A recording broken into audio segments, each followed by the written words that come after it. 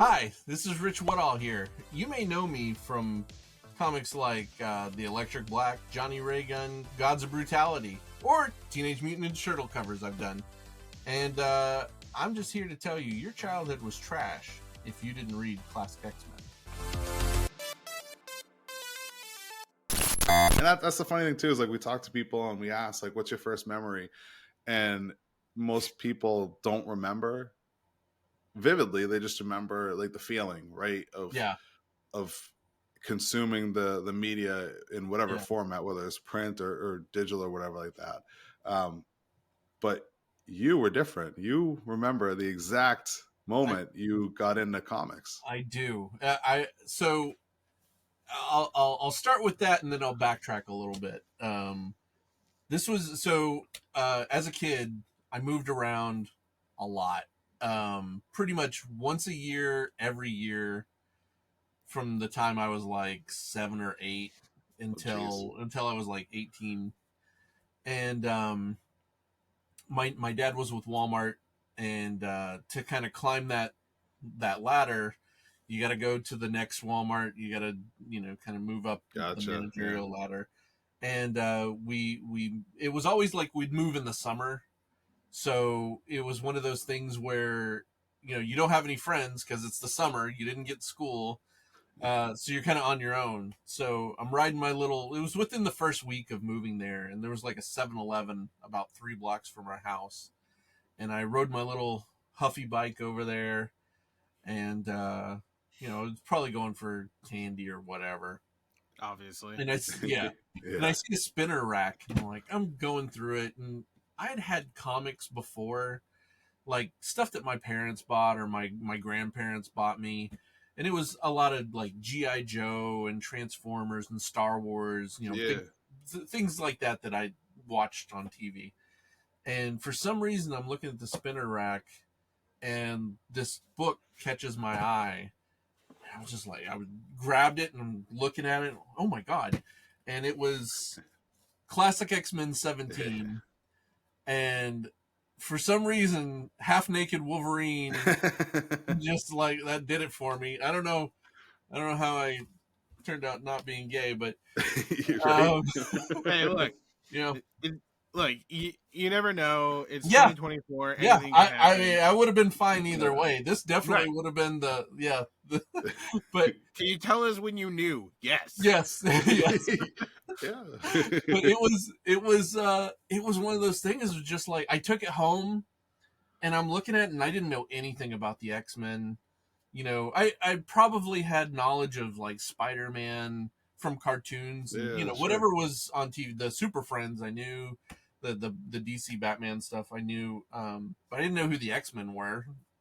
They were kind of obscure at that point. This is like 1987, and I read it, and it's got the issue itself is like a really weird issue for somebody to jump in on, because it's got the Beast in it, and he's not really part of the X-Men at the time. They actually added 2 pages to the beginning of this story to explain how the Beast was with the Avengers. He used to be an X-Men, but he left and he joined the Avengers. Like, they added 2 new pages that Kieran Dwyer drew, and then the third page is John Byrne, and it's back to the original reprint.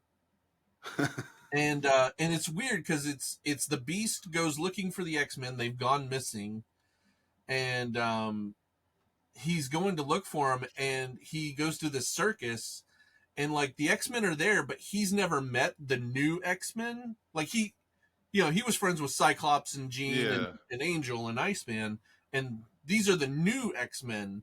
So it's Wolverine and Colossus, all the ones that we like know now. Yeah.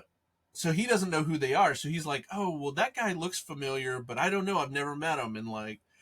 And so the whole issue is the Beast trying to figure out, are these the X-Men? And then he finds out Mesmero, like, brainwashed all of them into thinking they were like carny folk. And awesome. You get to the last page, and like Mesmero just falls over, and then Magneto reveals himself to be like the guy behind everything, and Of course, it's always freaking Yeah. Magneto. and this Why is not? the coolest part is this is the first time that the new X-Men have met Magneto. So Okay. so Spot and Jean are like, oh shit, it's our biggest foe, but like And they're like, Wolverine wait, and who? Everyone yeah, else is like, right, well, who's this yeah, guy? yeah, they're like, oh, okay. Nice. So yeah, so that was like, as soon as I did that, I was like, this is what I want. I want to draw comics for a living. I didn't That's know awesome. what that meant exactly, Yeah. And then you did. but You just yeah, want, yeah. and That's cool. and then I just started collecting. And the weird thing is like, because I didn't know a lot, you know, I knew I liked X-Men, so I Yeah. was buying Uncanny X-Men, and I'm reading it and I'm going, why is this so This is weird? different. Like, this is very different. Like, the team's totally different. And Yeah. it took me months to figure out that classic X-Men were reprints, and the Uncanny X-Men was like the current thing. Okay, so the classic run, it's reprints of like older issues. Yeah, so this Okay. issue in particular is a reprint of X-Men 111, I believe. And so it was John Byrne and Chris Claremont. And the stuff that was new that I was reading, they didn't have I remember the first issue I got, it was a very weird issue. It's got like Angel on the cover, and he's holding like a dead Wolverine and somebody else, and it's Rick Leonardi, and it was like a one-shot weird fill-in, I found out later. But they didn't have like a regular artist on there yet. Like, they just had a bunch of fill-in stuff. And then Jim Lee came along and kind of, you know, solidified a run. Pretty You soon. think? Yeah. And he became my favorite after that. Like, I wanted to be Jim Lee after that. He was just amazing. Yeah, I think that was my like wheelhouse for like X-Men comics, was the Jim Lee run. Oh, totally. I don't remember too many beforehand. Yeah. You know, I'm sure I picked up a couple as a kid here and there, but like going full force, it was definitely like the Jim Lee run and like the iconic, you know, redesigns that he did of all the characters. Yeah. Because like my main thing when I was a kid was like the Toy Biz figures. Like I had so many Toy Biz figures, and that kind of like not reverse engineer, but like reverse cycled it into the comics, where like my favorite comic book character of all time is Cable. And that's because in like 1994, I had a Cable action figure, and I love the design. So that made me want to get into him and like figure out who he is and what he does, and New Mutants like 87, reading all that stuff. So that's what like really like brought me into like the comic world is that, and an X-Men period, right? Like as a kid, like, you know, I don't know about Nick, you know, being born in the mid 80s. Yeah. That's all I knew was X-Men. Yeah. For the longest time. Like, you knew about Spider-Man, and you knew about like all these other like Superman, Batman, right? Right. But other than that, like it was X-Men. Yeah. Superman, Batman, all that stuff, Spider-Man, and then like way down, but where I couldn't even like see unless it was like Archie comics or like you know, when they had like the Sonic the Hedgehog comics and stuff like that. Sure. Besides that, it was X-Men. Yeah, everywhere for me. Yeah, when I was because a kid. the X-Men like ruled the 90s. Like, it did. It did. That's kind of, you know, if it was just everywhere, between the cartoon, the comics, the trading cards. Like, it was literally, I bet if we took a poll of like all the people who are in our age range, like I'd probably say even go all the way to like 45, right? Like anywhere between like 35 and 45 is like the 10-year gap there. I'm pretty sure if we ask people who are into comics, what got you into comics? X-Men. Yeah. Absolutely. It was that's where it was. 'Cause we were talking about in like previously, like part of the cartoon series, between the cartoon series and those double packs at Walmart with Executioner's Saga or Song. Executioner's Song. Thank you. It was just in my face all the time. Yeah. And the cartoon I think I said the cartoon made me get the comics, but now I'm like, I don't know. Like, I've thought about it since I talked about it. I'm like, I don't know. Maybe like everything was just subliminal, and instead of buying, packs of juicy fruit and like lighters, I wanted X-Men. I don't know. I know I definitely bought like baseball cards and stuff like that from Walmart back when Walmart had everything like in that one area, and it wasn't like we sell groceries and Christmas trees and everything. It was Jesus, a little bit more. Yeah, but they had everything too. I remember like collecting like the Fleer trading cards. Yeah, the X-Men cards, the painted ones, right? Yeah, those were beautiful. I used to, as a kid, like we were on like a mission, like collect them all, and you like Pokemon, like before Pokemon, and we bump into you bump into like people and stuff, and they'd have like the blown up ones. Oh yeah, remember those? They made like actual like big card ones and stuff, and I was one of those. Could never get them. And then they had the ones where you could put the card, like 8 of the cards together and make like a bigger picture and stuff. Like the stuff that they were doing. Yeah, it was incredible. It was very cool. So did you stick with classic X-Men at that point, or did you jump into Uncanny and just kind of like lean into that? Both. So I mean that launched me into just being like a Marvel zombie. Like I would go. So again, like I lived in a really small town in Arkansas. So there were no comic shops like at all. The closest comic shop was like an hour and a half away. And I'm like 12, so I'm not you're not biking there. A lot of huffing. I don't have a lot of transportation options to get up there.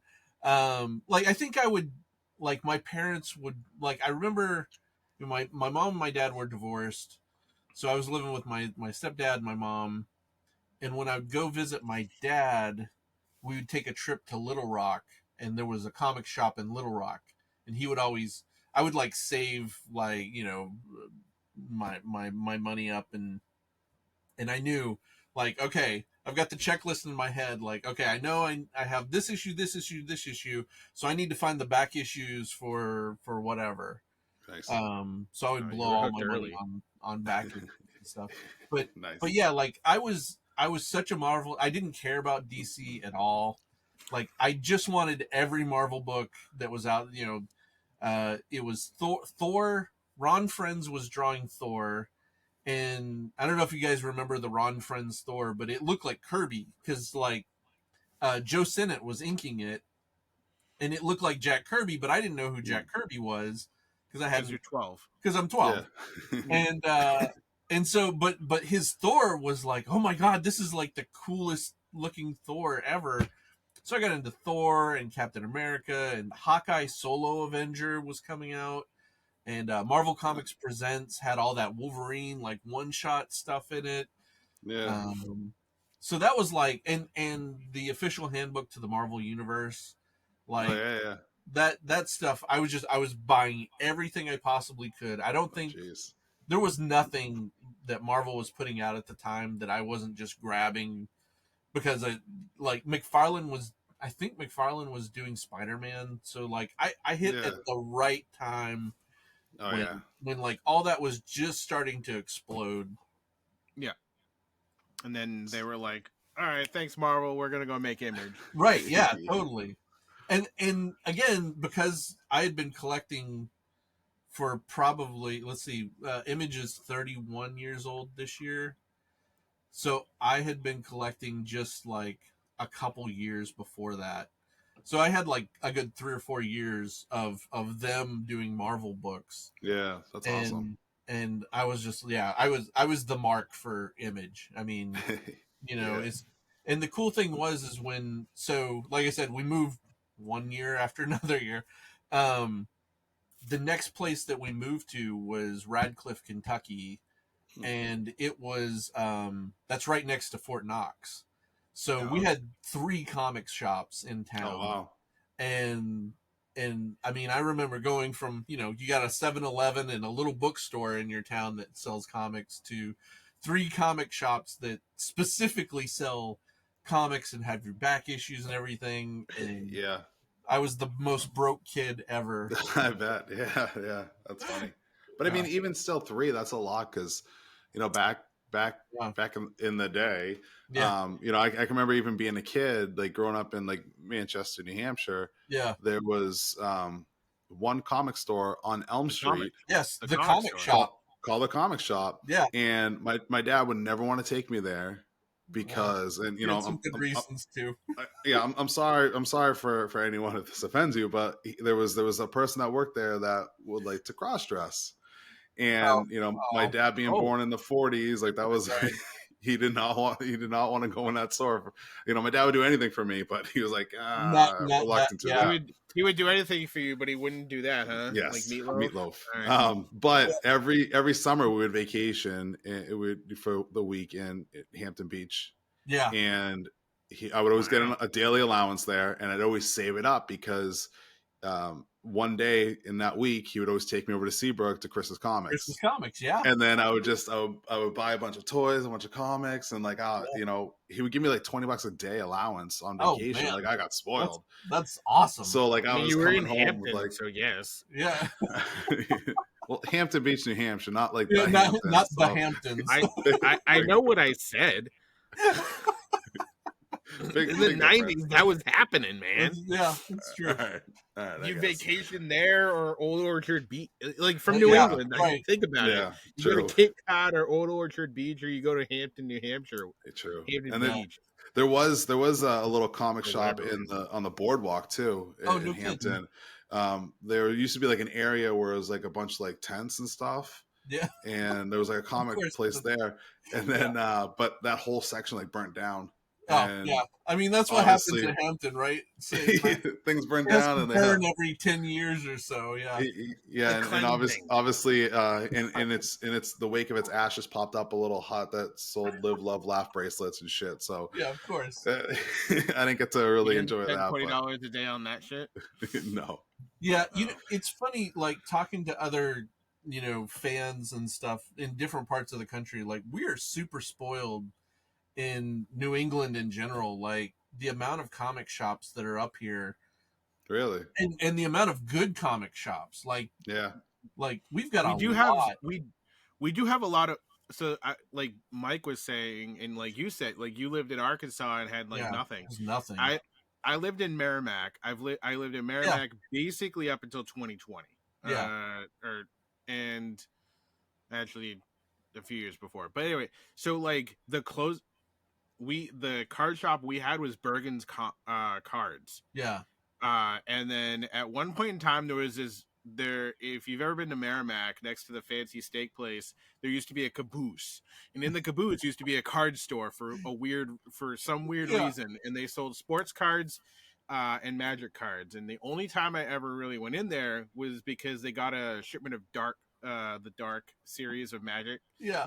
Like they had Dark packs when they were already like sold out, right? Yeah. Anyway, it was like the only time I ever went in there, and it wasn't there very long. But that was it. Like I lived in Merrimack, like you. I could pedal around, but my mom hated going anywhere. So which is why, except for Walmart and Amherst, right, which is where X-Men was. Which that's one of those stores that my dad opened. He opened. Wow, really? Yeah. Nice. And then you just stayed. All right. And that was basically it. Yeah. When we moved up here, so I decided, like, I went to 2 years of high school in Nashua, and yeah. I decided that was not. Oh, trust me. Compared to high school in Kentucky, it was amazing. Right. People could read, you know. That's a plus, especially in high school. Yeah, that was the weird thing. Like being in Kentucky, like I was a weird kid that I had my head shaved, but I had bangs that went below my chin. I was just a weird fucking kid, especially for Kentucky. I think I'm a weird kid for New Hampshire, but in Kentucky, you're really, really weird.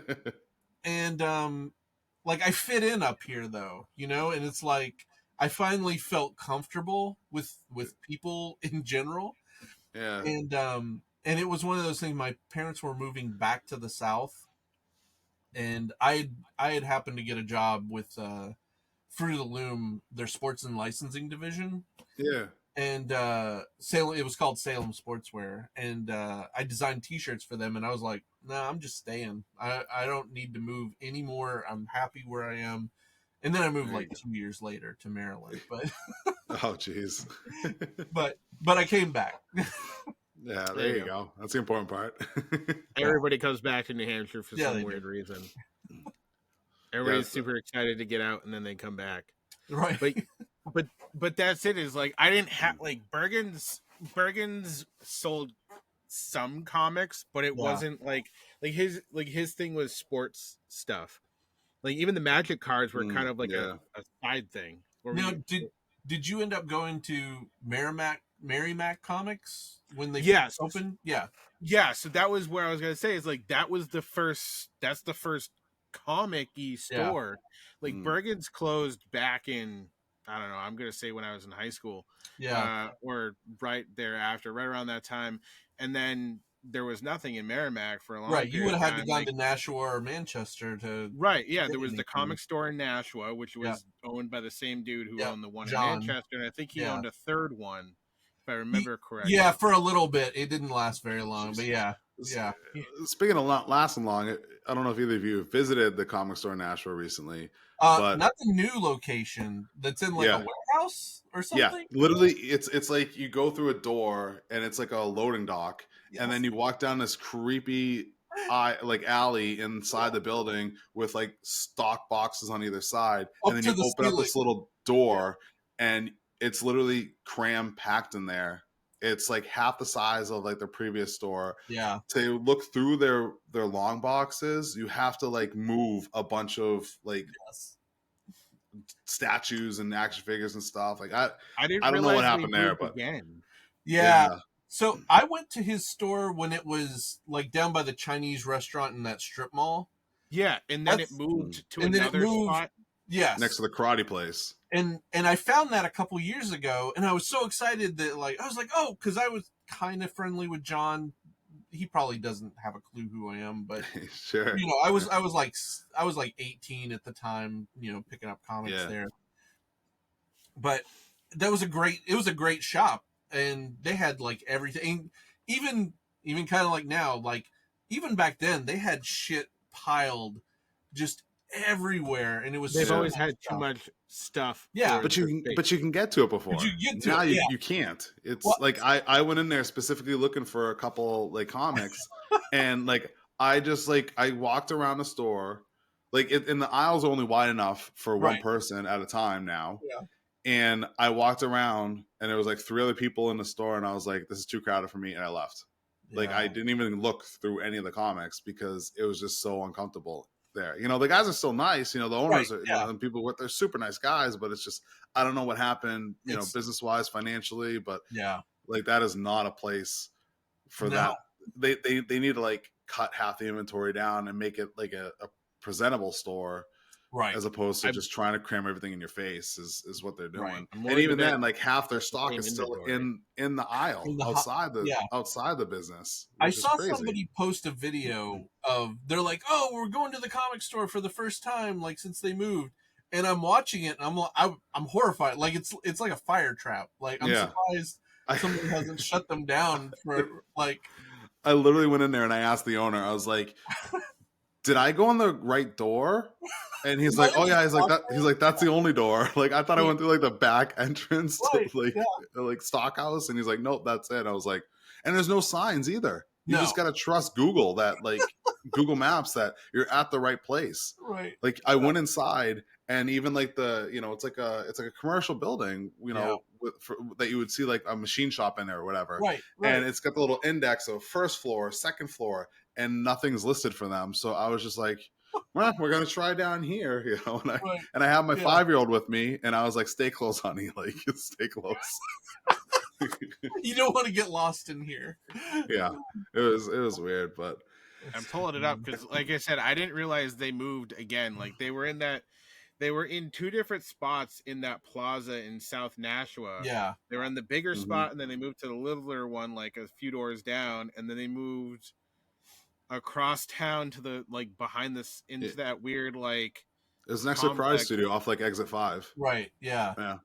It was exactly, and I didn't realize they moved again. Yeah.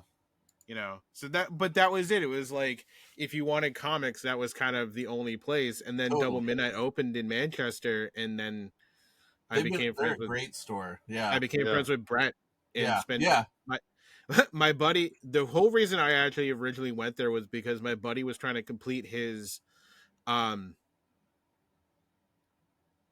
Uncanny X-Men run. Oh no! That was the first that he's like, hey, there's a new comic store, we need to go. I'm looking for Uncanny X-Men back issues, and I was like, all right, let's go. And then we just almost like weirdly fell in love with the place, and then we're there like almost open to close, like 4 days a week, because it like we found it in like the summer, and it was so we were there like open to close 4 days a week. We didn't have jobs. We would go there, play Magic, buy some cards, you know, whatnot, comics and everything like that, and that was that. But so and then Mary Mac opened up years later, and I started going there because I lived in Merrimack, and I was like, it's literally right there. Because I lived like 2 minutes away. Oh, that's awesome. My dad lived like 2 minutes away from Double Midnight, so that was like my go-to place. I was like, oh, this is nice and easy. Yeah, I went back and forth between the two. I still, you know, I'm friendly and or / like friends with a lot of the people who are involved in both locations, and they're both great stores in their own rights for everything. So like, but that was it. Is like I had Bergen's cards, and he like had a few comic books, but that was like that was weirdly it. And then, like I said, the Walmart. Yeah. Because my mom hated going literally anywhere that might resemble something like, oh, you want to go to the Pheasant Lane Mall? Nope. You want to go to the mall in New Hampshire? Nope. So it was like, I don't blame her. Like, I mean, I don't want to go to any of those places either. Well, I became a mall rat in high school, so I went all. Yeah, I mean, we all did. We all were. Yeah, but that's where I met my wife. Nice. That's where I met my wife. Yeah, I was. Which one? The only wife I have. No. Were you a manager of Fashionable Mail? I was not a manager of Fashionable Mail. I had a buddy who ran a kiosk, and it was like a sports collectible kiosk or something. Nice. And I just had like a horrible breakup, and it was probably like months after the breakup. And I used to hang out at the mall and do sketch. I would sketch people that walk by, like just like quick gesture sketches. That's cool. And stuff. And I'm sitting there with my sketchbook, and I was working on the Scarecrow, Batman Scarecrow, and this young lady walks up, and she's like, "Oh, do you draw?" And you know, I turn it and show her, and I'm like super shy, at least especially back then. And my friend comes over that's working at the sports shop. He's like, oh, do you know who this is? This is Dick. Because I went by Dick through high school. I'm like, this is Dick. And he's like, do you like movies? He loves movies. You guys should go see a movie together. And then he like writes my phone number down, and he slaps a sticky note on my chest. And I'm like, just sitting there with my sketchbook. I was just drawing Scarecrow. What's going on? Scarecrow, and you're like this really cute girl's walking by, and like now I'm embarrassed. And she's like, I like movies, and she took my number, and then she didn't call me for weeks. Yeah. And my buddy Jay he comes, he's like, so did you call that girl? Like, she gave me her number too. It's like, did you call that girl? No, it wasn't a one-way thing. Yeah. Did you call that girl? I was like, no, man, she's not interested in me. Like, we did, like, I just saw her at the mall that one time. She's not. He's like, you should call her. And then he harassed her when he saw her. She worked at the mall, so he harassed her the next time he saw her. And I finally called her, and we talked, and then set up a date. But yeah, that's awesome. Yeah, so comics got me somewhere. I mean, got me married. Yeah, I think it got you two places. I mean, you literally do it for a living, and it got you your wife. So, you know. Yeah, it's pretty good. It's I guess it's been all right to you. Yeah. Yeah, you gotta give it to your buddy Jay, like good wingman right there. Yeah, I mean, usually he was just making people mad at me. So this was the one time he did something good, and he reminds me that he's responsible for us being married all the time. So, there you go. When did you actually pick up a pencil and start actually drawing? I mean, as far back as I remember, I remember kindergarten. I'd flip over the paper, whatever worksheet you're doing, I'd flip it over and I would draw stuff on the back, and it was I would draw fake GI Joe tanks and shit like that, and battles and things like that. And I always my mom worked for Pizza Hut. She was the manager of a Pizza Hut, and they had all those placemats that they would put on the tables. And I guess they did away with doing that, or they had different placemats or something. So she brought home the box of placemats that were all blank on the other side. Yeah. And so I would just draw, I had a giant box of paper that I would just grab a handful, and I would sit all day long and just draw and watch Gilligan's Island or whatever the hell was on TV. Yeah, nice. And that was really, I mean, I would spend my summers, basically my mom would drop me off at my grandparents' house, and my grandma would watch me all day, and she would just give me a stack of paper, and I'd just draw all day. But when when I got this X-Men book, that's when I really knew I need to focus on drawing real people and stuff like that. So did you transition to superheroes and stuff at that point, or was it? Yeah.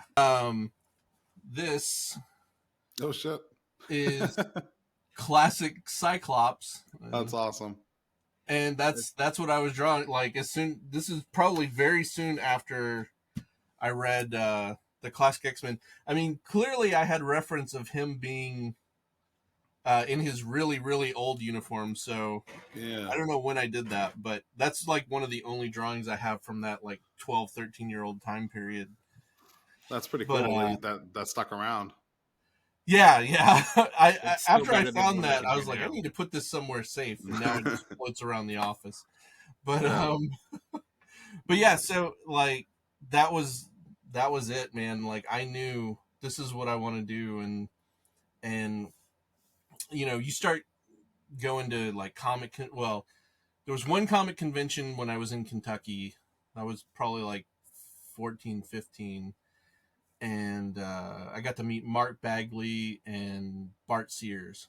Those were the two guests for the show. And nice. Bagley had just put out Carnage. Nice. So I got him to sign that first Carnage That's issue cool. and stuff. And Bart Sears was doing that Eclipso series that had, I don't know if you guys remember that, but issue 1 had a big plastic diamond pasted to the front cover. Oh no. So if you ever find it, it's pretty awesome book, but putting it in a plastic sleeve, it just fucks up the plastic sleeve because that big diamond is just sticking out a half inch from the comic and just messes everything up. But at the time I was oh my god, I'm meeting real artists and stuff, and and I've met Bart a couple times since then, and he was they were both really nice, but Bart took the time to review my portfolio and everything and gave me some pointers, and then I met him That's pretty cool. 10 years later, and he did the same thing, and he was just very generous with his time. It was really awesome. Yeah, that's pretty cool. Not I don't have much experience with that, but I can't imagine how cool it is just to have someone that you idolize just go through your own creations and your own work, and what critique it, and even better if they like it, it's just holy okay, fuck, yeah. And that's that's one of the weird, in high school we had a draft, a weird drafting / print class, and there was a guy that lived, I think maybe in Merrimack or Amherst, this guy Ken Penders, and Ken was known at the time for doing Star Trek. So he had a very realistic style, and he looked at my portfolio and he was not impressed at all. Yeah. He, you know, because I was trying to be Jim Lee, so Yeah. Yeah, and I was a very, very bad Jim Lee, you know, so like a high school student trying to be Jim Lee kind of thing. It was really, really bad, but he was not encouraging at all.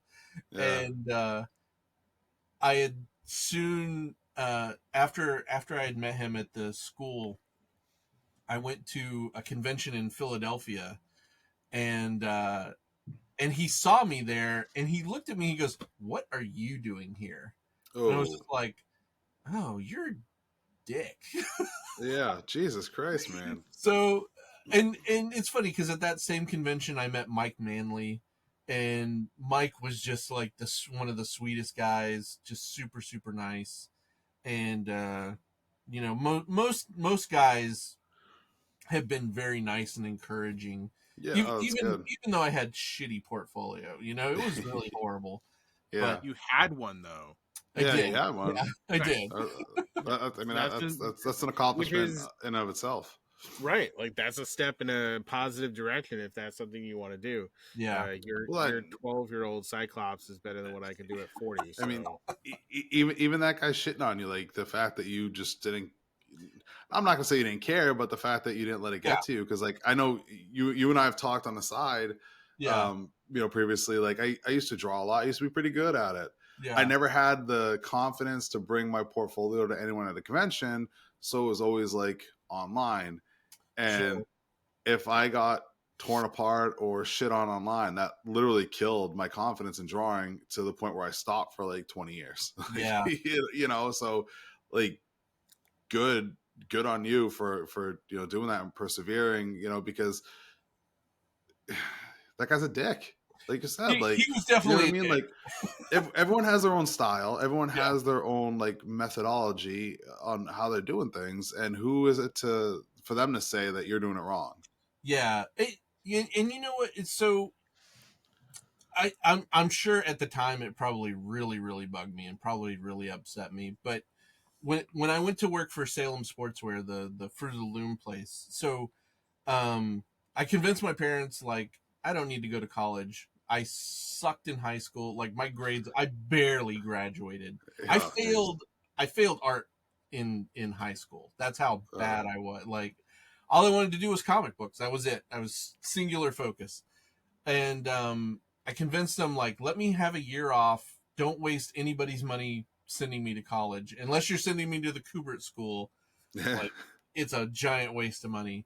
So I was like, let me have a year off. And then the art director for Salem Sportswear came in and saw me sketching and like, hey, we're doing a t-shirt line that's like comic related. Do you want a job?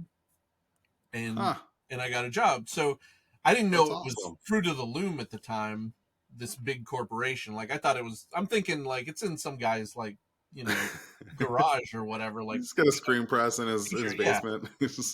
And like I went and there were like 30 illustrators on staff, and that was my, and designers, and that was like my college education, was like learning from those guys. Yeah. But the biggest thing that they taught me was critiques. Like, you know, we all sit around and we all critique each other, and I got, you know, you get torn apart, but you get a thick skin and you learn really quickly, like, those people, at least, they weren't doing it to be malicious. They're doing it to help me get better. Yeah. And I learned real quick from some of those guys, like, you just can't, you kind of take the criticism for what it's worth. You know, if 3 people tell you like you suck at drawing hands, then you probably suck at drawing hands. But if there's one guy so I was at San Diego one year, like 2004. I had my portfolio. I got a review with a DC editor, and it was like a lottery system. Like you had to get picked to get a review, and I was lucky. Yeah. And I don't remember. I wish I remembered the name of the editor. And he hated everything I had. And he actually said, he's like, ugh, you've got a lot of Kirby in your work. he's like, and the industry just needs to let Kirby die. And I'm like, I'm horrified because Kirby's my hero at that point. Dear DC. Yeah. So I was going over and I was talking to a buddy of mine, and I was like, oh yeah, I just had the bad portfolio review, and they told me Kirby should die. And there was a guy walking by, and he heard it, and he stopped, and he's looking, and he goes, hey, come with me. And I'm like, okay, stranger danger, I'm gonna go with you wherever we're going. So he took me over to meet Marty Nodell, who created Green Lantern, the original Green Lantern, and he goes, show Marty your work. And so I show him my work, and it was definitely better than some of the high school stuff. It wasn't much better, but it was a little better. And he goes, tell Marty what that editor told you. And I told him the Kirby thing. So Marty was like, he was in his 80s. He's got like an oxygen tank next to him. Yeah. He didn't look great. And he got so pissed, and he slams his fist on the table, and he goes, bullshit! And I was like, oh, I'm going to kill this old guy. Yeah, right? And he goes, you go over to DC, and you tell Bob Schreck, the Batman editor, that I sent you. And I'm like, okay, old weird guy. Like, I don't know who Marty Nodell is, because I'm still like a 20-something, idiot. You're high on Marvel. Oh yeah, I was yeah. Yeah, so right. I go over to DC, and I track down Bob Schreck, who was the head editor of the Batman books at the time. And I said, no, Marty told me to come over and show you my portfolio, and he said you would give me a good review, or a review. He goes, well, there's a lottery system. I can't really do that, but I'm taking a smoke break in 10 minutes.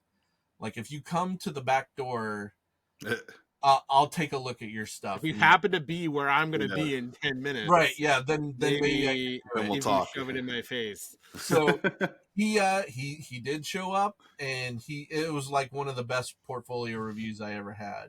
That's awesome. And it wasn't like you're doing everything right, but it was super constructive.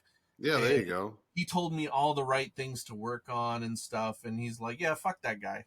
He's like, there you go. He's like, everybody, awesome. Everybody's got an opinion kind of thing, but he's like, a style is a style, and like, it's more about your storytelling, and can you do figure work and stuff like that. So I learned a lot about that, and I've had horrible reviews, and I've had great reviews, and you just kind of take from what they're worth. Yeah, and I mean, if you can't draw hands, just get creative and hide them. Like, hide them, like feet. Hide them while you're working on them. Yeah, like hide them like feet. Exactly. Why is all of your characters wearing mittens? Right. Well, it's cold. Everybody's cooking with big gloves. Yeah. Every issue you're doing, they're like, listen, this isn't like a winter scene, right? Hear me out. Hear me out. Right? It's getting cold. Like they gotta like work. Guys got poor blood flow. Rogue, right? How she can't touch people. It's kind of like that, but their hands are just cold. Like instead of gloves. Right. That's so good. So he doesn't scratch his face. Like a little baby. Do we create a new superhero? Yeah, absolutely. Mitten hands. Mitten Man. Arch nemesis is glove fingers. Right.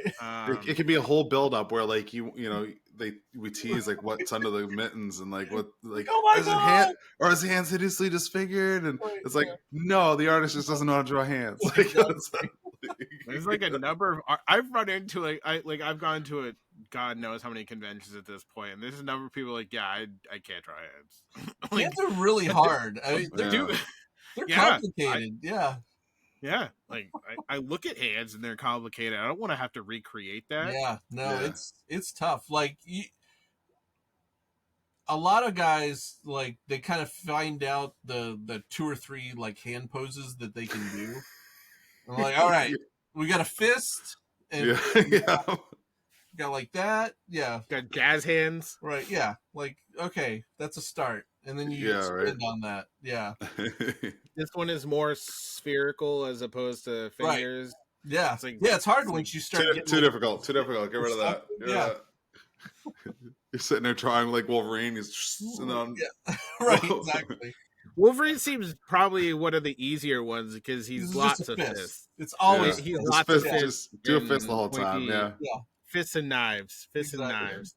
I'm just picturing like a comic panel where it's just Wolverine like this now, like right, just coming at you. Yeah, like with the claws out. Look at this. It's just fists. Like fists. That's it. Yeah.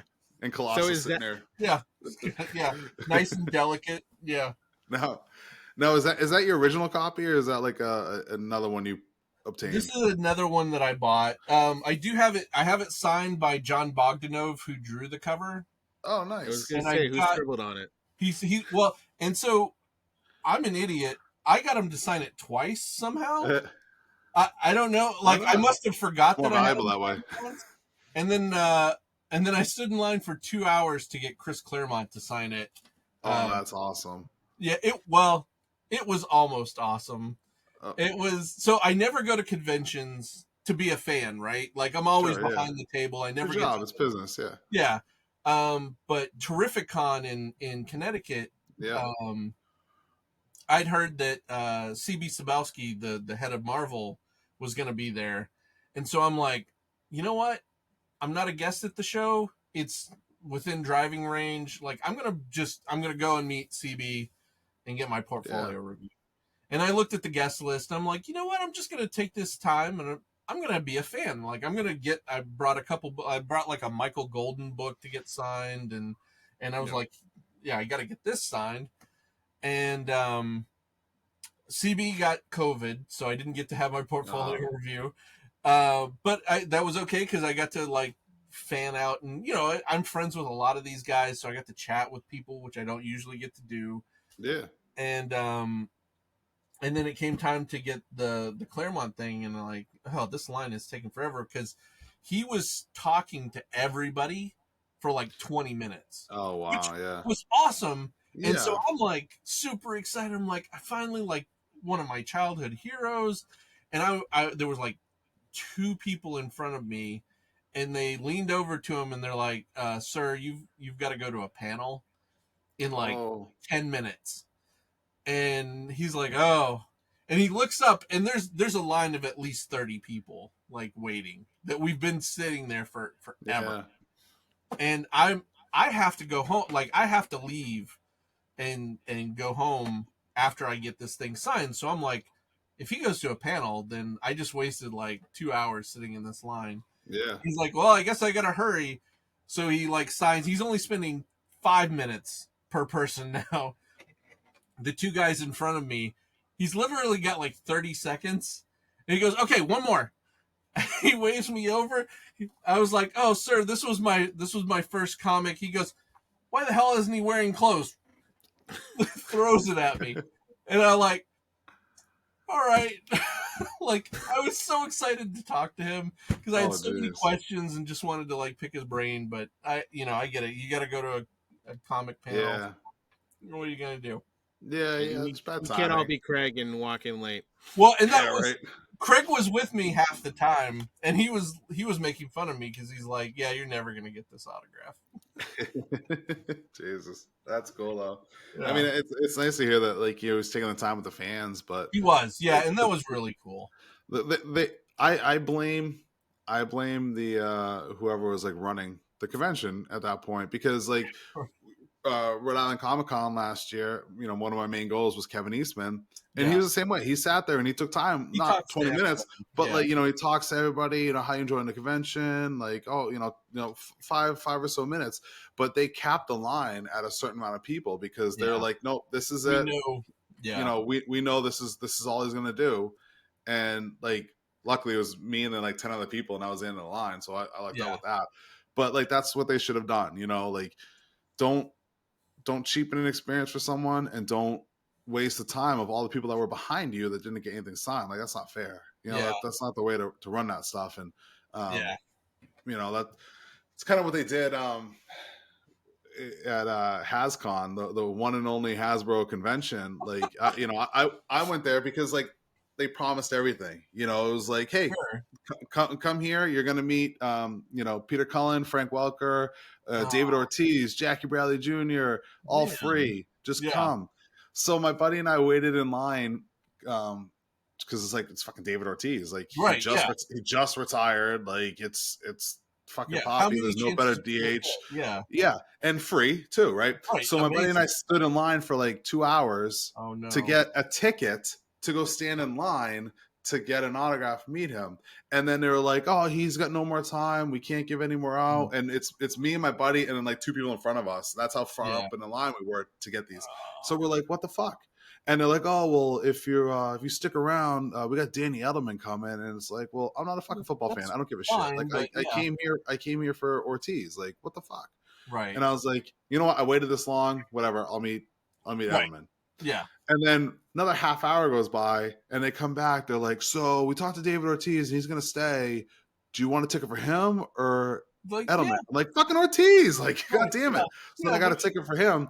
And then we had to go into another line, which is the actual autograph line. And I had to wait in that line for like another hour to get up there. And it was, it was nice and quick with them. Like you couldn't really like socialize. I did with like Jackie Bradley for a little bit. That's pretty cool. But it's like, I miss so many other things at the convention because of that. Right. Yeah. So it's like that was piss poor management, and I don't blame them. Like it's Hasbro; they never ran a convention. Right. Before. Right. They've only attended, so I don't blame them for that. But it's just it leads to a poor experience. It's a sour taste in your mouth. Yeah. Especially like someone like Claremont or Ortiz, like they're top of their legends. game. Yeah. Like it's not some you're not standing in line for 2 hours just for some schmuck. It's like they got to figure that out. Yeah. But that's cool that you get. Why isn't that sleeved? Like why isn't that? I mean, I still need to get. I want to get Terry Austin, who inked it, and John Byrne to sign it. I've got this, but okay. I've got a bead on a friend of mine is friends with Terry Austin. Oh, nice. So I'm gonna send it to him and get Terry to sign it. I don't know if I'll ever meet John Byrne, but yeah, that would be pretty awesome. Yeah, that's pretty cool. I don't have any like legend signature except for Kevin Eastman, Peter Laird. I mean, they're huge legends. Yeah. But I did so like I said, Cable, Cable, my all-time favorite mutant. Comic book character. Because of that, I fell ass backwards into like X-Force and all those storybooks. The old the '90s one, and my favorite was like the Black Ops team that like Cyclops put together after House of M and all that shit. Yeah, and I had or I have back in 2012. They had a Marvel Legends figure. I don't know if it was Hasbro yet. I think it was 2012 of X-Force Deadpool. And it's, and that figure alone was like super rare and hard to get and all that stuff. I actually got that signed by Rob Liefeld. Oh, no kidding. So I got that sitting on my shelf. Like, that's awesome. That, it's like, and that was luck because I went to Rhode Island Comic Con. That's right. He was in Rhode Island several years ago. Yeah. And I walked all over and I couldn't find him. Yeah. At all. Yeah. And then I noticed Chris from Double Midnight at his booth, and I walk up to him and I was like, dude, it's like 3:00 on Sunday. I was like, where's Liefeld? And he's like, oh, he's like right over there on the end. Like, I didn't you go down the aisles, you're focused on the aisles, not the end caps. Yep. So then I go up and he's fucking packing his stuff up, and I'm like, dude, come on. No. And I'm like, I drove from New Hampshire just for this, like just to get your thing. And that's really the only reason I went. Yeah. And he was like, ask this guy, like his handler or whatever, and the guy was like $20. And I was like, here, sign. Like, so it was really like just, and he ran, like took off, but it was like the skin of my teeth. I got that in, and that was like before the Deadpool movie came out or something like that, and like before, like I was gonna say those signatures. It was right around that time. Anymore. Yeah. No, it was right around the time the movie came out because I remember that same convention because I got him to sign my Deadpool steelbook that year. Oh, nice. Yeah, and he wanted to take photos of it, and I jokingly told him, I was like, all right, $20. so like, that's what I said. I was like, all right, $50. He's like, ha ha ha, and right, like like I was obviously joking, but he was excited to see the steelbook because I don't think he had. He hadn't seen it yet. Yeah, and then that's pretty cool. Around either before I don't remember. It was at Boston. I ended up meeting him and Stan Lee. That one year. Nice. So it was my first graded comic. I got his like black and white convention Spider-Man Deadpool. I was like I wasn't planning on it, so I didn't bring mine. But it was there and I was like, all right, well, so I ended up with him and Stan Lee on the comic. That's pretty awesome. Yeah. And Ed was right next to Rob, so Ed did like a remark of Deadpool on it and as well in color. Oh man. So that's like my first graded comic. That is pretty amazing. Yeah. It's a nice piece. And it came back in 9.8.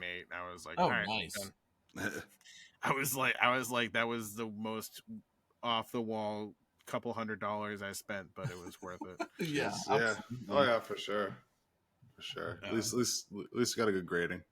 Yeah. At least, I mean, the reality was, it was like, I've been going to conventions for God knows how long, and I enjoy meeting the people and having the weird interactions with them, like trying to charge Rob to take photos with me of my steelbook and stuff like that.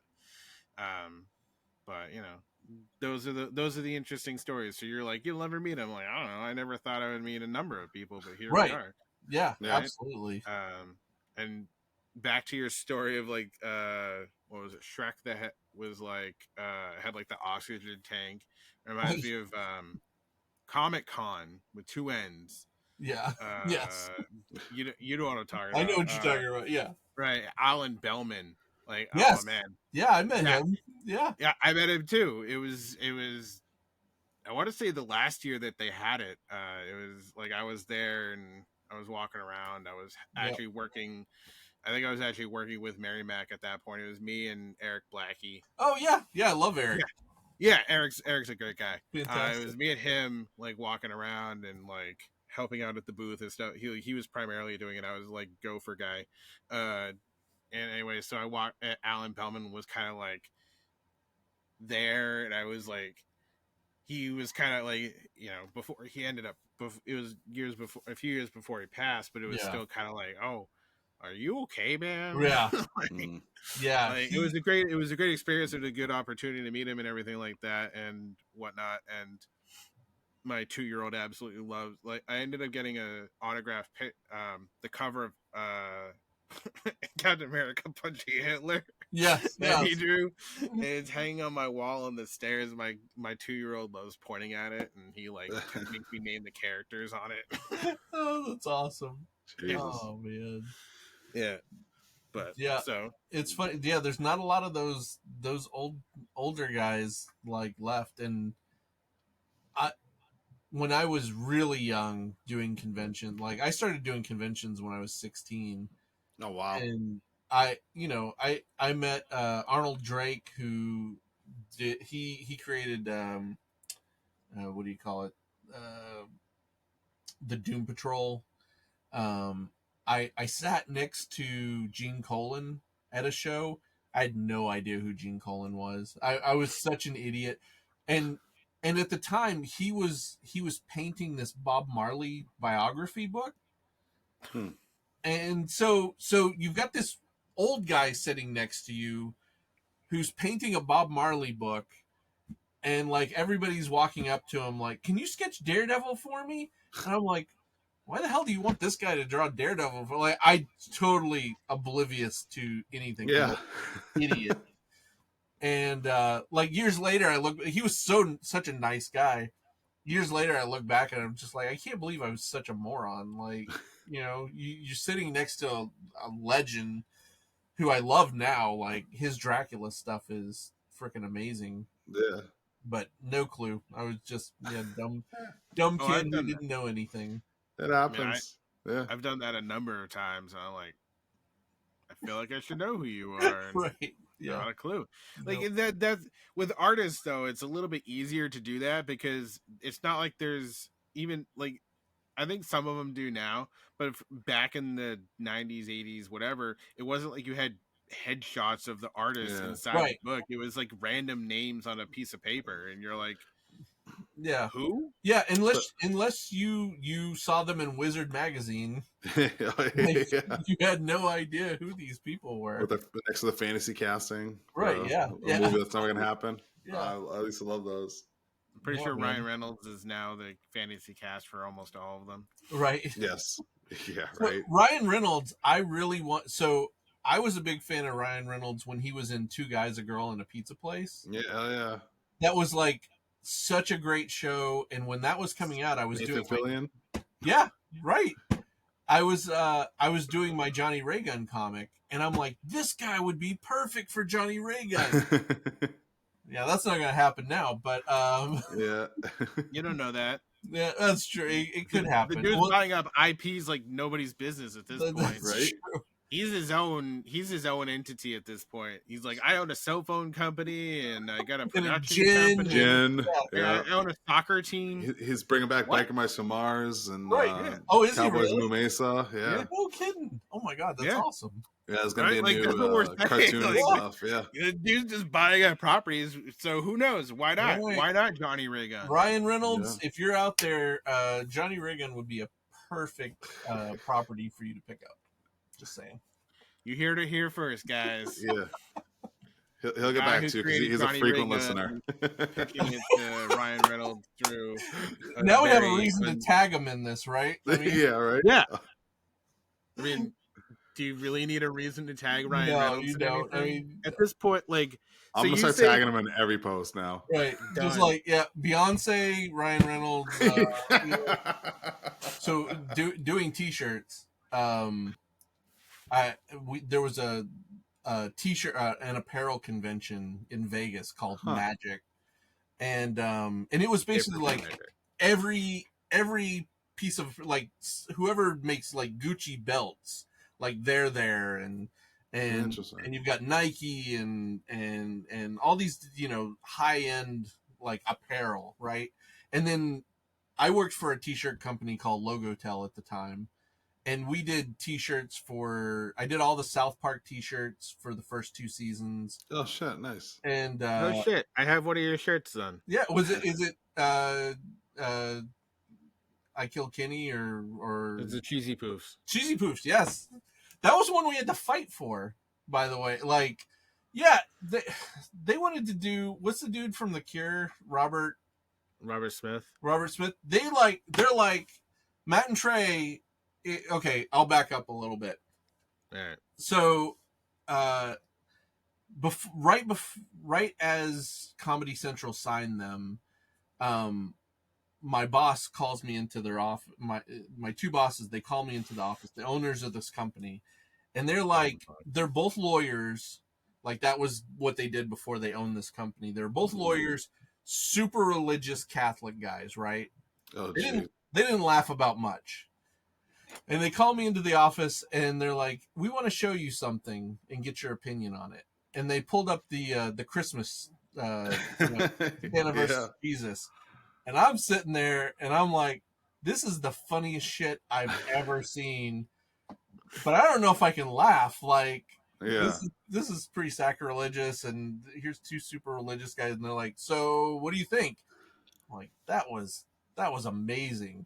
And they're like, well, Comedy Central just picked these guys up and they're going to make a show called South Park. And do you think we should go after the license? Because we had done before that, we had Dr. Seuss as a license, and can't remember. We had The Far Side and a couple other things. And I'm like, if that show is as funny as like this 5-minute clip, like this thing is going to be amazing. Like, it's going to be really, really good. So yeah, if we could sign this, let's sign it, because this is going to sell 1 million shirts. And like, we went from being like a $3 million company to like a $30 million company. Oh wow, nice. Not even shocked. No, it was amazing. And then we signed WCW right right after that, and like we were just doing gangbusters, and then it all imploded really quick. But yeah, like trying to get them to, we would send. So I actually have a VHS tape of the very first South Park episode that they sent us. But instead of whatever music that they ended up with, it's got the Charlie Brown like piano music in it. And Comedy Central was like, no, we can't, you can't use that. But so I have one of like super, super rare videotape of that's that. Awesome. It's kind of cool. But like those guys were so weird. We would send them like t-shirts. We're watching every week. And we're like, all right, well, you gotta do Respect My Authority, right? Like that's a no-brainer shirt. Yeah. And they're like, cheesy poofs. I don't know about that. What about Robert Smith? And we're like, Robert Smith's not gonna say. And they want to do like, we really just want a Mr. Garrison shirt that doesn't say anything. We're like, guys, I don't think you understand. Like, you're great at the TV stuff, but like marketing T-shirts to kids, like you guys kind of suck at this. But we had to fight for a bunch of stuff, and we ended up we did do a Robert Smith shirt, and I remember it. Yeah, it did not sell well. That was our lowest selling shirt. It was pretty bad. We did a bunch of shirts that were. Like right at about the same time, like lowriders were kind of hot for a minute, and so like there were a bunch of shirts that had like the cars that were hopping and stuff, and we did a Cartman slow and low, and it's Cartman in like a wife beater, with a car like bouncing behind him, and that did not get approved, but I printed a shirt, and so I have the only shirt ever made for that. That's awesome. Yeah, a lot of little cool fun things like that we got to do. The only South Park shirt I remember having is the Many Deaths of Kenny one. Yes. That one. That Many Deaths of Kenny. So the funny thing about that is our boss, this guy Fred Lewis, he was one of these guys that I don't know if he made many moods of, but he loved that concept. And before I got to this place, one of their top selling shirts was the mini moods of an alien. Ugh. And it all had the exact same face on it. It's like, happy, sad, blah, blah. But that sold for some reason, sold really, really well. So because that one shirt sold really, really well, everything we did, he's like, it's got to have a mini moods of. And so that's where that Many Deaths of Kenny came from. That's interesting. Because he's like, that was his favorite concept. Nice. Well, he contributed to one of my shirts, so that's awesome. One of the shirts that I used to wear. I was today years old when I realized that I'm talking to the guy who designed the shirt I wore probably the most in high school. There's very few photos of me that exist from high school, but I can assure you probably half of them have that shirt on. I'm not even kidding. Oh, that's awesome. I love it. I think I had another South Park shirt that I have a vague recollection of it. Now I'm a little hazy on whether or not it was me or a friend of mine, but everybody had South Park. Yeah, everybody had South Park shirt. It was huge. It was crazy. Especially back then, you liked it for like the wit and the satire. Nick and I liked it, our generation, because they said curse words on TV. Right? Ha ha ha. Yeah. It was that was such a crazy time. We worked like 15-hour days. Like, oh geez, it was amazing, and it was like looking back on it, I'm like, I'm glad I was in my early 20s. Like, yeah, right. I couldn't do that now, but yeah, we had so much fun. We were a little tiny studio when when I worked at Fruit of the Loom, I got transferred over to their department that did Looney Tunes and stuff. Okay. And so I did some Looney Tunes shirts for a little bit. But the art director there moved to Maryland, and he went to this company, Logotel. And like 3 months after he went, he called me and he's like, dude, he's like, I loved working with you. I need somebody down here that can do the things that you do. And he was like my mentor. Yeah. And I was like, cool. Absolutely, I'll move down there and work with you. And when I got there, like, he moves me in the night before, like it's midnight and we're unloading our U-Haul truck, which probably consisted of like a bed and maybe a chair or something. Like, it wasn't much. Yeah. And my comics. That's my comics. There you go. Typical guy moving. It's Yeah. like, I got very minimalistic furniture. A mattress, no bed frame. Don't need that shit. No bed frame. Right. So the next day, I felt so bad. So my fiance, who became my wife, moved with me, and we get done unloading, and my buddy Tony goes, "All right, I'll see you in the morning," and I'm like, "Oh, like I thought, like I could have a day to, like, unpack and like get settled before I go. Nope, we gotta hit the ground running tomorrow. Like we gotta get going." And and so I go into work. It's like 8:00. We only had one car, so I took the car, and I get there, and there's a computer in a box sitting on another box that was my desk. And he's like, "All right, put your desk together, put the computer together. We got to get to work." and then we stayed there until like midnight working. And I got home and I felt horrible because, like, I didn't have a phone at home, so I couldn't call my fiance that, like, I'm gonna be late. We didn't have any food at home. She didn't know, like, the town Columbia, Maryland is really weird. She didn't know where, like, groceries. She didn't eat all day. She's just sitting on the steps, like, crying as I get home, like, thinking I'm probably never coming back. Like, she hasn't. He left me. Like, yeah, takes me to this weird town. Oh, it was horrible. And the rest of our time there wasn't much better, but it was a little bit better. A little bit better is good. Yeah. I mean, she stayed with you, so there's that. Did, yeah. That's how you know she cares. Exactly. So did you ever get to work on any, like, X-Men stuff at all, or? So I did Marvel cards, like the sketch cards for a while. Okay. I was That's really cool. dumb with sketch card. Like, there was a period of time where I was like, "Oh, sketch cards are great. They're a lot of fun." And the first set that I did was Lord of the Rings. And Nice. I don't know how much you guys know about sketch cards, but they pay absolute shit. And like, so Lord of the Rings was tops. And I remember them telling me, like, you how many cards do you want? And I'm thinking, oh, it's just sketching on a little tiny card, like, and they're like, it's $1 a card. I'm like, geez. Oh, well, like, I'll do quick sketches. Like, I'll take 1,000. Like, I could use $1,000. That's awesome. And then you get 1,000 cards, and you're like, holy shit! Like, that's a lot of Gandalfs, and like, oh yeah, jeez. Yeah. So then you start, like, putting them down, and you're like, all right, I'm gonna do 50 Gandalfs, and I'm gonna do 50 Sams, and you start, like, breaking 50 Golems, and you're like, oh shit, you gotta make it in the still got like 500 cards. Yeah, you're not making a dent. No. Jeez.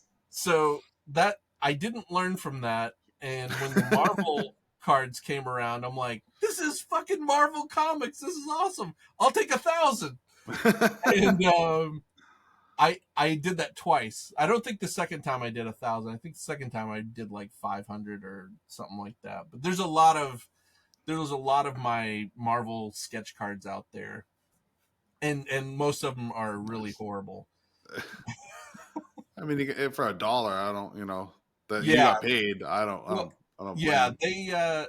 So the longer I stayed in sketch cards, like, the shittier it got, because it started off like you could just do black and white, like, quick sketches, and by the end of me being there, they're like, everything has to be full color.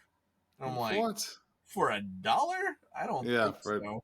Yeah, what? Yeah, they're smoking something. There was a company, Rittenhouse, that they did really, really nice sketch cards, and they paid like $15 a card. So, I mean, it's still doesn't seem worth it. Still not great wages, but when you're going from $1 to 15, you're thinking, "Oh man, this is fantastic." I'm rich. Yeah, right. Yeah, 1,500% pay increase right there. Yeah.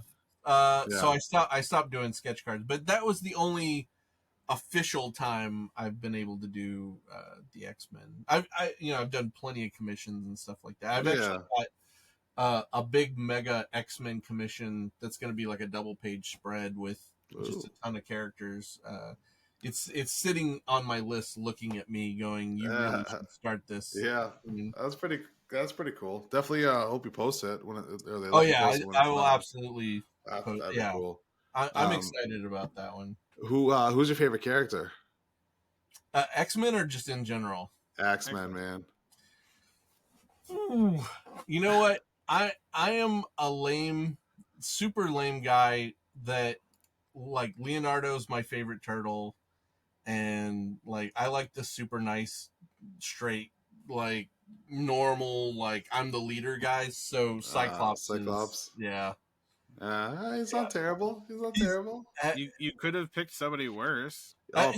I mean, there's a lot of worse ones that you could go with. What I'm saying is like Cyclops isn't a bad choice, right? No, I always feel lame though.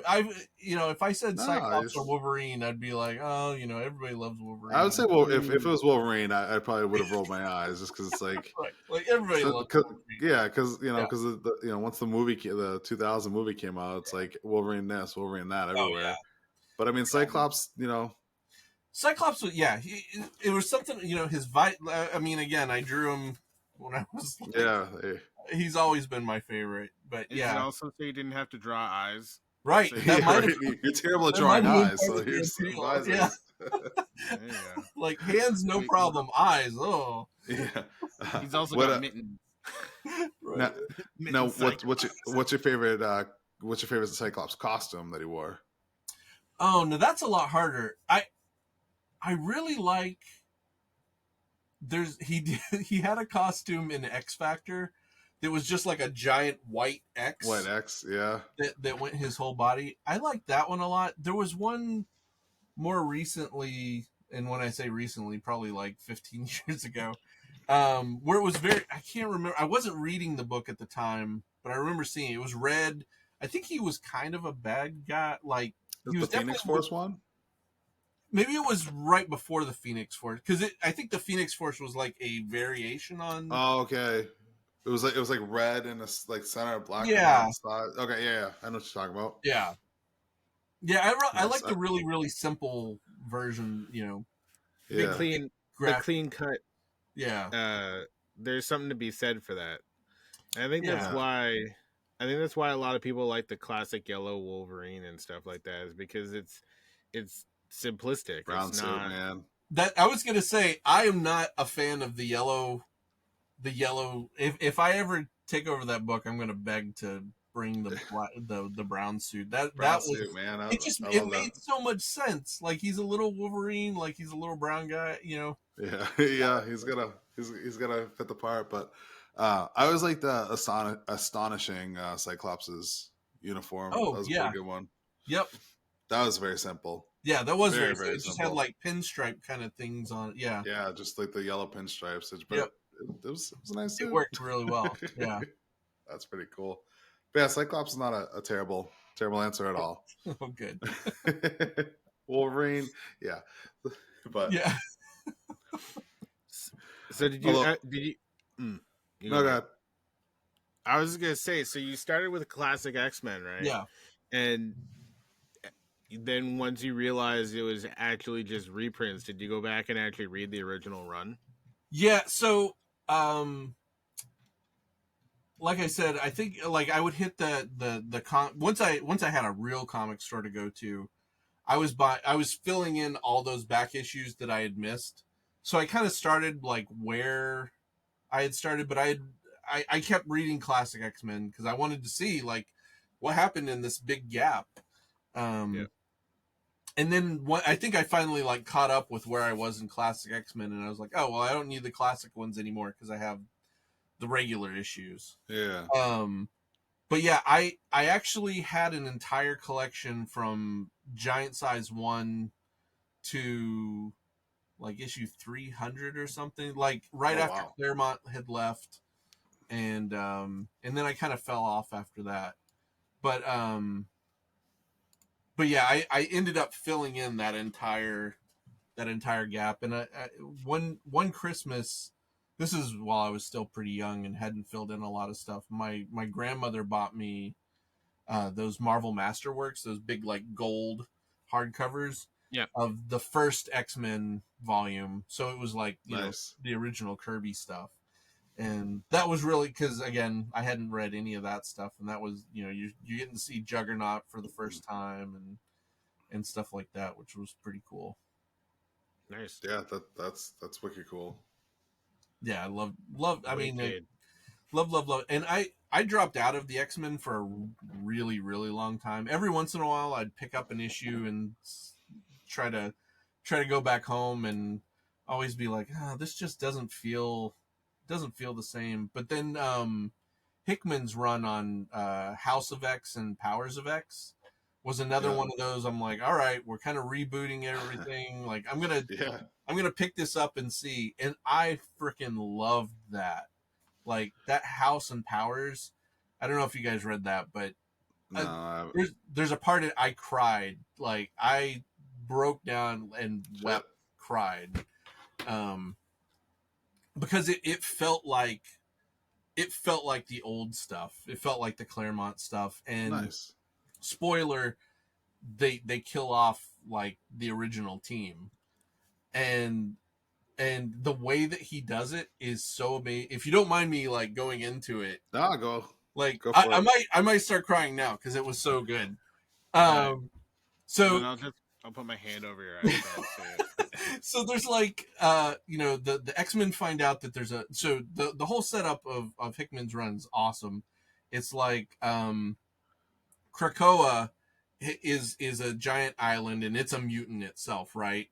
And so they've set up all these little embassies all over the world, and have declared that Krakoa is the mutant like country, right? So they're like an official country now, and they basically like throw down the gauntlet and be like, look, you either accept us as our own sovereign nation, or we can fucking wipe you out. Like, it's up to you. So meanwhile, while they're trying to set up their sovereign nation and everything, and there's diplomacy going on, like there's this offshoot of like it's like AIM agents and Hydra agents and SHIELD agents and all these guys. They have a master mold head that's circling the sun, and it's what did they call? They called it a mother mold. So it's a master mold that makes other master molds, which can make all the Sentinels, right? Yeah. So they're trying to get it online and they're trying to activate it, and the X-Men find out about it. And Professor X is like, all right, I'm going to send my best people up there. This is like a suicide mission, basically. Like, I don't know if you guys are going to make it. Yeah. It's orbiting the sun and everything. So it's Cyclops and Mystique and Jean and Wolverine and Nightcrawler. I think that's it. And they take like, a souped up Blackbird, and they go and they attack this thing, and they infiltrate it, and they find out you got to go to these 4 different places that hook up to this head, and if you detach it, the head's going to fall into the sun. And they get 3 of them done, and like Mystique dies right away. Jean gets shot into space in a escape pod capsule, and she's like telepathically talking to everybody. And so they just have to release this one last like lock, right?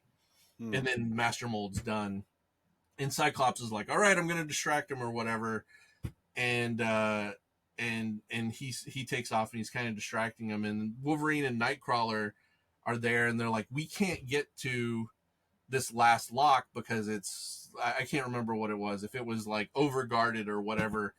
And Wolverine's like, we just have to teleport out into space, and like Wolverine's gonna chop the lock.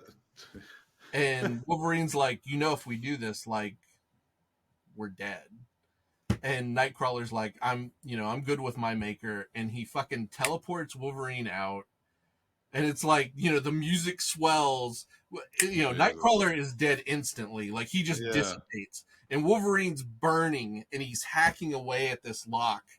And, like, it just felt so dramatic that you see this guy that you've loved your entire life, like, being blown apart by the sun.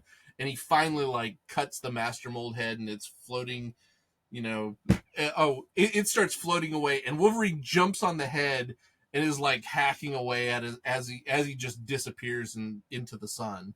And I just, like, I broke down and was crying at that point. Yeah, that's crazy. Oh my God, this is amazing. And then that's crazy. Cyclops gets shot in the head. So, like, everybody died, but Hickman kind of... This was the only problem I had with the entire series. And again, spoilers, like, he had a backup plan where Krakoa could take the DNA from any of these mutants that they had, like, downloaded, and he could just make new ones. And so they were all kind of reborn, but they were all, like, they had their memories downloaded into them and stuff. And it was, I don't know. I felt that was a little cheap. Yeah, I was going to say. But at the same time, it gave me that amazing moment that I like, oh my God. Yeah, I still get shivers. Was that House of X? Or... I can't remember if it was House or Power. There was both coming out at the same time. Okay. If you get the House and Powers of X trade, it puts everything in order. Okay, it's one trade. It's one trade, yeah, and it's really awesome. I just picked up. I've read them a while ago, but I just picked up the House of M trade. Just because that story is so iconic, and they fucked it up in the WandaVision TV show. They ruined that. They fucking blew their load with that. Yeah. And then I just bought Messiah Complex. Oh yeah, I haven't read that. Which that should be coming. I love it because like that I've read it before, but that's like after the House of M, all the mutants are gone. There's only like 300 left. No mutants are born, and the Messiah Complex is the first mutant is born since the House of M. Nice. And it's all these different factions trying to like get at the baby because is it the Messiah? Is it going to destroy us? Is it going to save us? And then I got to find the actual trade for it, but I want to get Messiah War, which is pretty much it's iconic because I love like one of the covers. It's pretty much Cable with the baby, trying to like save it. Well, like Bishop is slipping through time trying to kill the baby because he thinks the baby's gonna like undo like mutants. Yeah. And it's just so iconic because it's fucking Cable sitting there with little baby Hope and a baby Bjorn on his chest, and it's just such a good little like visual. It's so funny. Oh, that's great. Yeah, so I gotta get that, and then I want to after I find that, I'll probably pick up like Second Coming. Yeah. But apparently, like Marvel is doing like they got a Milestone series for the trade paperbacks, which all those like reprinted and stuff. So chances are pretty good that I'll find them. But that's awesome. I'm trying to do it, minimal. I got House of M, and then the Messiah Complex was like $15. Yeah. So I was like, it's half off cover. I can't complain on that. Yeah. I think I bought the run of House of M at Mary Mac Comics on like a free comic book day for like $3. Yeah. It's such a good story arc. It is a good story arc. I've got the Marvel Universe or Marvel Unlimited app for my iPad. Yeah. Okay. And I started reading everything in publication date order, and I started like 1961, and I'm up to 2001 now. So it's taken me like 6-7 years to get that far, but like I'm excited to get to a lot of the stuff that I missed in like the 2000s. Because like once I had kids, my comic buying was pretty minimum. A lot of fun. Thought about doing that, and I've read like comics on an app before and online. Yeah, and it's not the same. I want it in my hands. I want to like flip through the pages, because like especially on an app, like even if it's on a tablet, I'm like zooming in trying to read the words, and then like look at all the graphics and the pictures and stuff, and it just loses a lot for me. Whereas like I want that paper. I want to feel it in my hands. I want to flip through it. You know? It took me a long time to kind of get used to it, because I'm the same way. Like I'm like, I don't want to read it on an iPad, and then it started becoming a habit. Like right before bed, I'd read like a couple issues of different things, and I'm like, well, this is the only way I'm really gonna. This is much easier than me bringing down like my essential, 2 tomes, and I'm like, and I want to read it like, what was coming out. It's really cool to see like the trends that would happen as books are coming out, because like early on you would see like what character was hot, because they would kind of pop up in a bunch of different weird places. Yeah, like sure. Hulk. Yeah, like Hulk would just start popping up. You're like, oh wow, Hulk must have been really really hot in 1964, whatever it was, and that kind of, it still continues. Like you can still kind of see the trends of what was going really well and what Deadpool's and everything right now. I'm just right. And like I'm an idiot collector. Like I've got like a genetic defect in me that makes me want to collect shit. Oh yeah. And so can you see all that? Yeah, you get like, I'm doing a cover for Dick Tracy for the Mad Cave thing. Nice. So in my head, it's like, oh, you don't have any Dick Tracy comics. You should buy the hardcovers.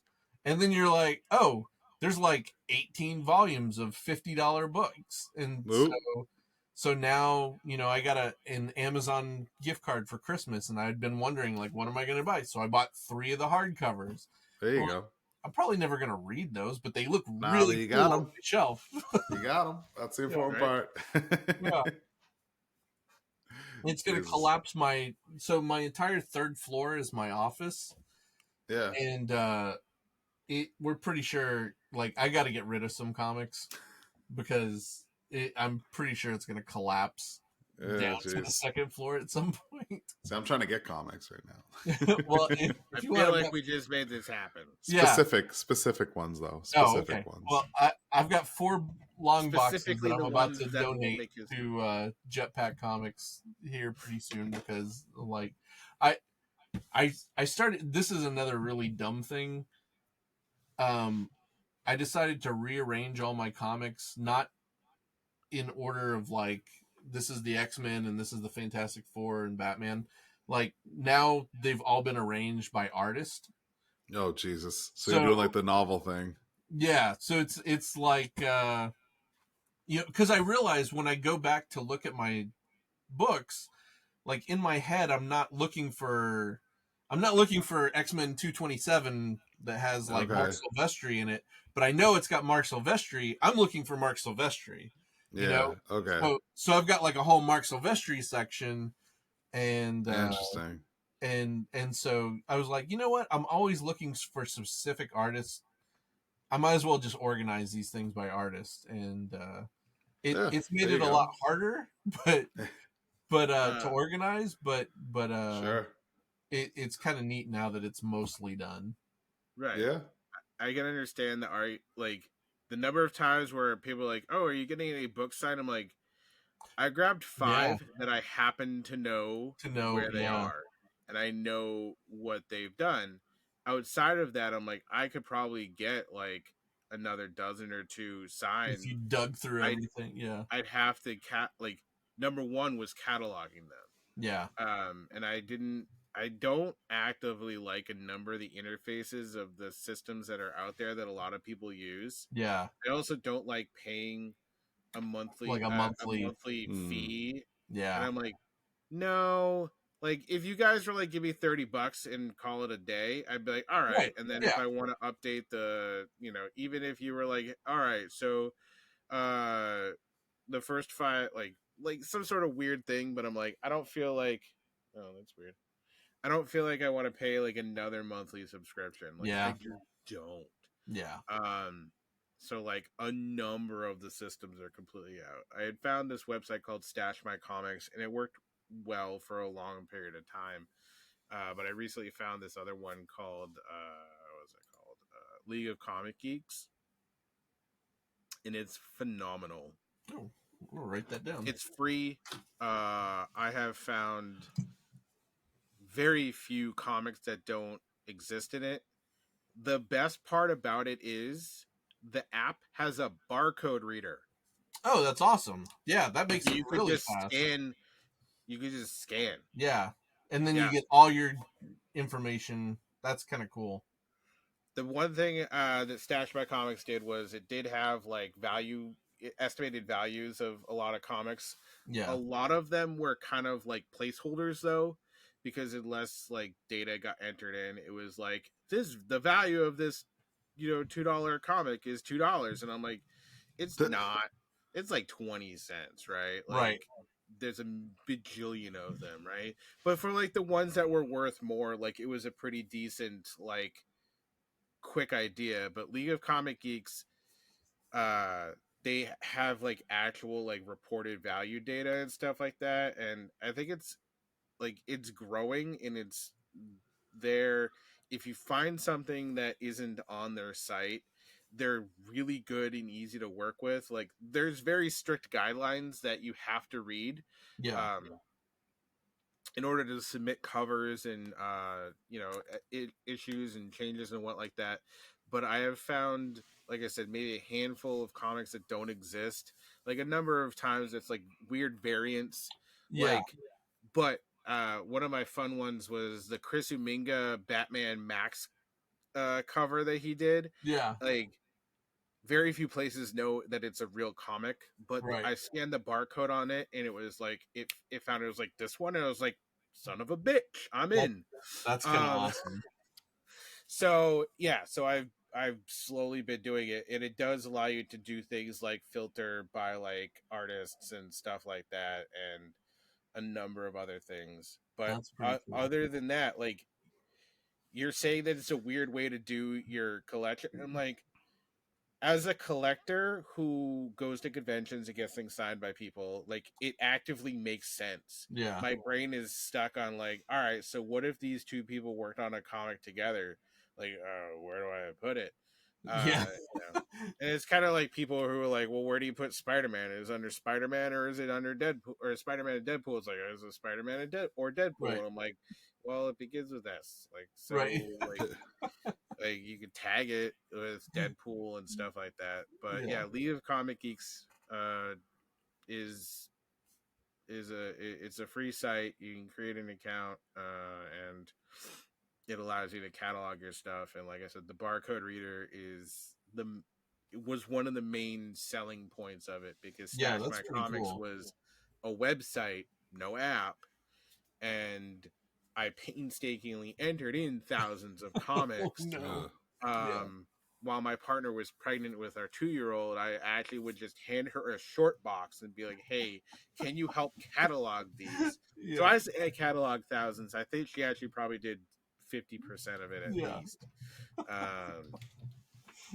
But yeah, so I get I get why you did it the way you did. I also understand completely that it makes no sense whatsoever. But I also used to have movies sectioned out for like some of my favorite actors. Yeah. Like I had a Jim Carrey section in my DVD collection, right? Like I had a Kevin Smith section, and the Quentin Tarantino section, and everybody was like, why are these before A? And I'm like, because I like them a lot. Right. Yes. Yeah. That's how I have my movies set up too. It's like I've got my Marvel section, and I've got my Tarantino, like all my favorite kind of films, and then I've got like everything else kind of by genre. Like, this stuff is important. That stuff is just movies that I have. Makes sense. Why don't you tell people where they can find you? All right. You can find me. I've got a Facebook. I think it's like John Raygun or Rich Woodall. It's a little picture of me in shorts that Craig drew. I'm on Instagram under probably John Raygun too. I don't know any of my things. For clarification, is Johnny Raygun. Johnny Raygun? Okay, good deal. I got you. No worries. I know I'm on X and Blue Sky, but I'm never actually on those, so don't worry about those. My personal site is projectpandoraentertainment.com because I couldn't get a shorter freaking URL. And that's got like my store and gallery and all that kind of stuff on there. And then I have a Patreon that's like Patreon/Rich Woodall or something similar to that. You'll find it.